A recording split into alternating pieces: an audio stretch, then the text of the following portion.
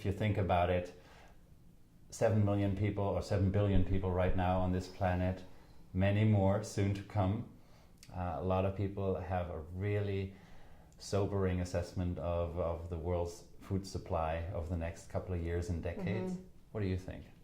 No doubt that we've got a serious issue on our hands. I mean, there's a limited supply of food at the moment. There's a growing population. Something has to change. That much is clear. I think there's often a focus on increasing production of food, and I think that that's part of it. You know, some people say we have to increase production by 50% in order to meet, the growing demand for food. But I think that there's another aspect that we also need to look at, and that is the aspect of waste. And that happens both in terms of post-harvest handling, as we call it, but also in terms of consumer waste. And when you look, really interesting, when you look at the developing world, the waste really happens on the consumer side. Huge proportion of the waste is on the consumer side.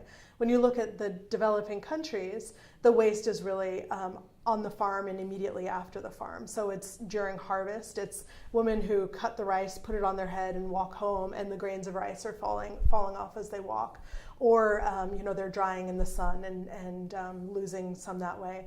And so there's a real need to focus not just on increasing production, but also to focus on reducing losses at the farm level and improving handling so that things like aflatoxin are addressed. I'm not sure, are you familiar with aflatoxin? It can cause serious nutrition issues and serious health issues.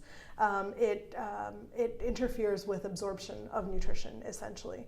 And so it's kind of a hidden nutrition issue. You don't see it in the commodity, and so it's very difficult to address.